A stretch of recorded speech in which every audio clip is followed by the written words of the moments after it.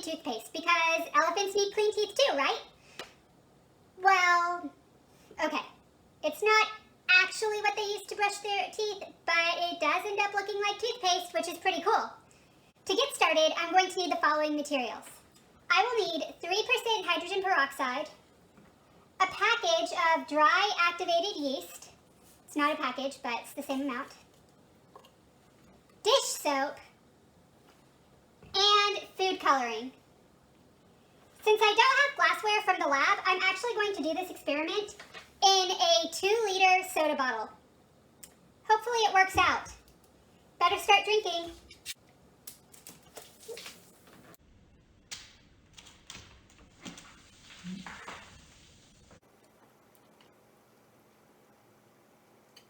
So, if you can't laugh at yourself, then life's no fun. So, it's okay, it works out anyway since I need to put on my lab coat and my goggles. Well, that's easy. In case you haven't noticed, I've converted my kitchen into my own Hogwarts potion classroom. So I'm just going to go ahead and change. Okay, so now that I have my protective lab equipment, such as my safety goggles and my lab coat, which incidentally goes to show you should always wear them because if I had these on earlier, I wouldn't have had soda explode all over me. But now that I've gotten ready, I do want to give you a little bit of background before I officially begin. The only thing that's actually reacting in this experiment is the hydrogen peroxide itself.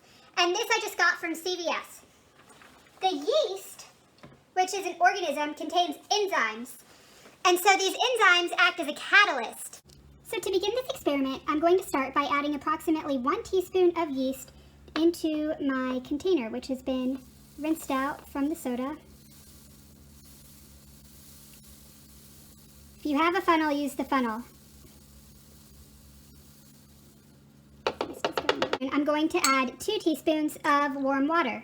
If you remember from biology, when we're dealing with enzymes, which yeast is an organism that contains enzymes, we need to activate those enzymes. So warm water is going to allow us to activate the enzyme catalase found in yeast, which will lead to a really cool reaction. So I'm going to use about 1/4 cup of hydrogen peroxide, and the thing about this hydrogen peroxide is, unfortunately, it's really weak. This is only a 3% solution, which means that we're not going to get as big of a reaction as we would if we were at school with more concentrated solution, but that's okay. So I have my hydrogen peroxide, and all I'm going to do is I'm going to add just a couple of squirts of dish soap in there and just kind of give it a swirl so that they're all mixed together.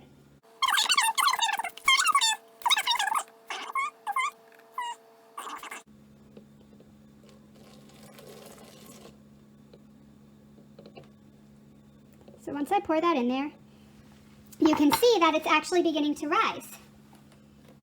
And the enzymes from the yeast are breaking that hydrogen peroxide apart. So we'll see how big it actually gets.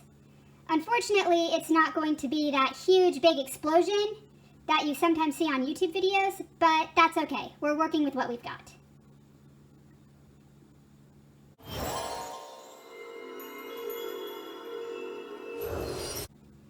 So it looks like this is as big as this reaction is going to get. But what's happening is this hydrogen peroxide, when activated by yeast, is being broken down. And on your worksheet, go ahead and predict these 2 products, which I just told you. And don't forget to balance your equation when you're done.